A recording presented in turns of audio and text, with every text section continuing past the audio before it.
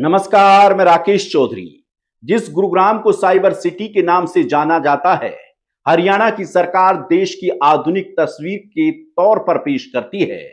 जिस गुरुग्राम में देश दुनिया की बड़ी बड़ी कंपनियों के दफ्तर हैं, जहां ऊंची ऊंची इमारतें हैं, चमचमाती सड़कें हैं और विकास के बड़े बड़े दावे किए जाते हैं, उसी गुरुग्राम की तस्वीर 24 अगस्त की बारिश ने कुछ घंटों में बदल कर रख दी। बारिश हुई, सड़कें पानी में डूब गई, गाड़ियां फंस गई, ट्रैफिक जाम हो गया। ऐसा पहली बार नहीं हुआ। पिछले करीब 10 सालों से कमोबेश गुरुग्राम की हर बारिश में यही हाल होते हैं। अब सबसे बड़ा सवाल यह है कि हर साल बारिश से पहले तैयारियों के दावे करने वाला प्रशासन आखिर क्या करता है। 24 अगस्त को गुरुग्राम की सड़कों पर जो तस्वीरें सामने आई, वो सिर्फ जल भराव की तस्वीरें नहीं है। ये उन तमाम सरकारी दावों पर सवाल हैं जिनमें गुरुग्राम को आधुनिक शहर की बातें की जाती हैं। ये उन तमाम सरकारी दावों पर सवाल हैं जिनमें गुरुग्राम को आधुनिक शहर बनाने की बातें की जाती हैं। तेज बारिश के बाद शहर के कई हिस्सों में सड़कें पानी से लबालब भर गईं। गाड़ियां दफ्तर से चलना तो दूर, धीरे धीरे रेंगती हुई दिखाई दी। लंबा जाम लगा और लोगों को भारी परेशानियों का सामना करना पड़ा। लेकिन सबसे ज्यादा चिंता की तस्वीर सुभाष चौक से सामने आई। यहां जलभराव इतना ज्यादा था कि कई स्कूल बसें पानी के बीच फंस गई। इन बसों के अंदर स्कूली बच्चे मौजूद थे। बच्चे खिड़कियों से बाहर बढ़ता पानी देख रहे थे। जरा सोचिए, एक तरफ सरकार बच्चों की सुरक्षा को लेकर बड़े बड़े दावे करती है, दूसरी तरफ बारिश के बाद स्कूल बसें ऐसी सड़कों में फंस जाती हैं जहां पानी लगातार बढ़ता दिखाई देता है। तो सवाल है, इन बच्चों की सुरक्षा की जिम्मेदारी आखिर किसकी है? क्या प्रशासन को पहले से पता नहीं था कि सुभाष चौक जैसे इलाकों में जलभराव की समस्या गंभीर है? अगर पता था तो बारिश से पहले क्या इंतजाम किए गए? अगर इंतजाम किए गए थे तो फिर सड़क पर इतना पानी क्यों भर गया? और अगर पानी भरने की आशंका थी तो स्कूल बसों और आम वाहनों के लिए वैकल्पिक व्यवस्था क्यों नहीं की गई? अब बिगड़ते हालात देख जिला प्रशासन ने एडवाइजरी जारी की है। कॉरपोरेट दफ्तरों, सरकारी और निजी स्कूलों, शिक्षण संस्थानों से कर्मचारियों और स्टाफ के लिए वर्क फ्रॉम होम लागू करने की सलाह दी गई है। गुरुग्राम कोई छोटा कस्बा नहीं है। यह हरियाणा की अर्थव्यवस्था के सबसे महत्वपूर्ण शहरों में से एक है। देश और दुनिया की बड़ी कंपनियां यहां काम करती हैं। हजारों कर्मचारी रोजाना यहां सफर करते हैं। लाखों लोग इस शहर में रहते हैं। ऐसे में अगर कुछ घंटे की बारिश शहर की रफ्तार रोक देती है तो सरकार के सामने ये सवाल खड़ा होना स्वाभाविक है कि जिस शहर से करोड़ों अरबों रुपए की आर्थिक गतिविधियां होती हैं, वहां बुनियादी जल निकासी व्यवस्था इतनी कमजोर क्यों है?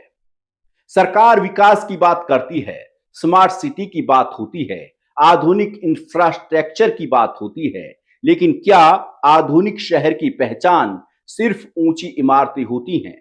क्या आधुनिक शहर की पहचान सिर्फ बड़े बड़े ऑफिस और एक्सप्रेसवे होते हैं? क्या आधुनिक शहर की पहचान ये नहीं होनी चाहिए कि बारिश के बाद उसकी सड़कें सामान्य रहें और लोगों की जिंदगी ना रुके? ये सवाल सिर्फ विपक्ष का नहीं है, ये सवाल गुरुग्राम की जनता का है। क्योंकि जाम में नेता नहीं फंसते, जाम में आम आदमी फंसता है। जल भराव में सरकारी दफ्तर की फाइलें नहीं फंसती, स्कूल बसें फंसती हैं। बारिश में सिर्फ सड़कें नहीं डूबती, लोगों की रोजमर्रा की जिंदगी डूबती है। किसी को ऑफिस पहुंचना है, किसी को अस्पताल जाना है, किसी को बच्चे लेने जाना है, किसी को जरूरी काम से बाहर निकलना है, लेकिन सड़क पर पानी भरते ही पूरा शहर मानो रुक जाता है। अब प्रशासन नागरिक निकायों को पानी निकालने और नालों की मरम्मत के निर्देश देने की बात कर रहा है। तो फिर सवाल उठता है, अगर नालों की मरम्मत और सफाई बारिश के बाद करनी पड़ रही है तो मानसून से पहले क्या किया गया था? क्या नालों की सफाई सिर्फ फाइलों में पूरी हुई? क्या निरीक्षण सिर्फ कागजों पर हुआ? क्या अधिकारियों ने मानसून से पहले वास्तव में उन इलाकों का जायजा लिया जहां हर साल जल भराव होता है? और अगर लिया था तो फिर परिणाम कहां है? सरकार को इन सवालों का जवाब देना चाहिए, क्योंकि जनता सिर्फ आश्वासन नहीं चाहती, जनता परिणाम चाहती है।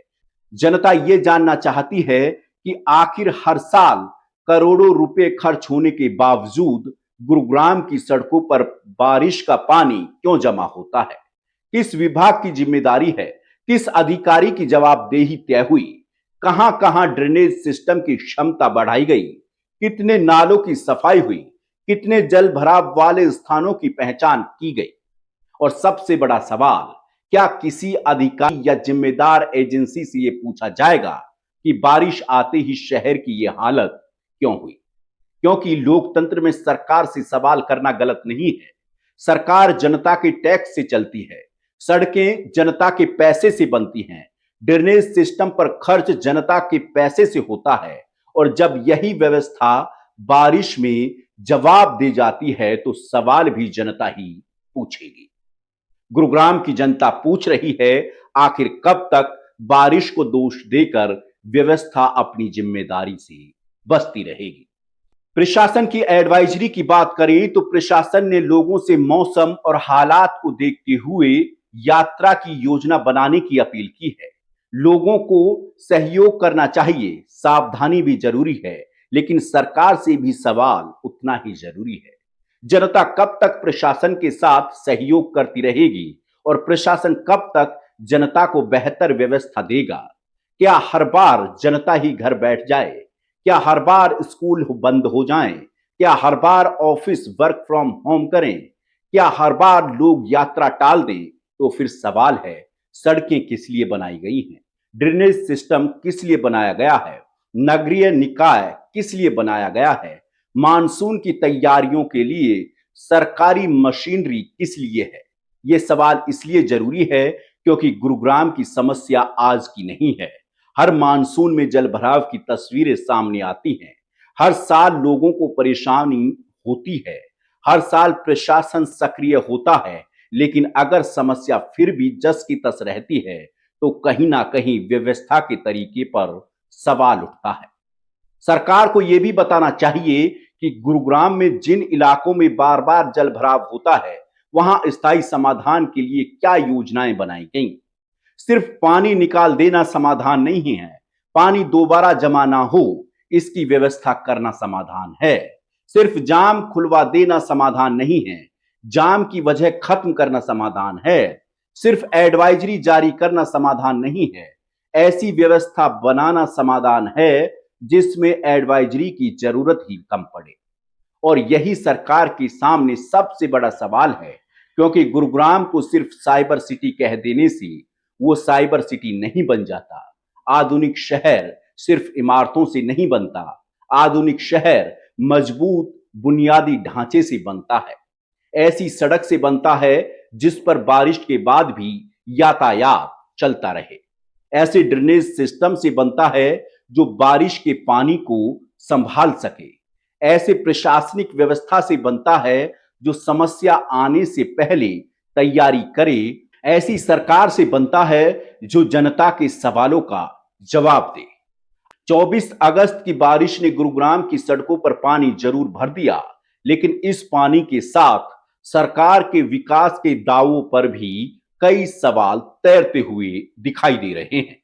अब देखना यह है कि बारिश का पानी उतरने के बाद क्या ये सवाल भी उतर जाएंगे, या सरकार और प्रशासन इस बार सचमुच स्थायी समाधान की दिशा में कोई ठोस कदम उठाएंगे।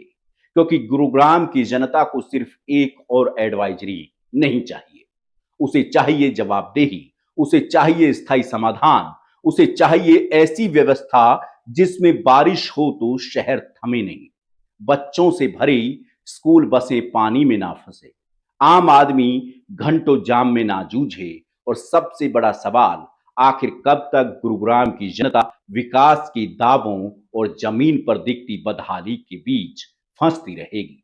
फिलहाल बारिश थम सकती है, पानी भी उतर सकता है, ट्रैफिक भी सामान्य हो सकता है, लेकिन गुरुग्राम की जनता के ये सवाल तब तक नहीं थमेंगे जब तक इनका कोई ठोस जवाब नहीं मिलता। ऐसे में आप इस खबर को लेकर के क्या सोचते हैं, हमें कमेंट में बताएं और हमारे चैनल को सब्सक्राइब करें। नमस्कार।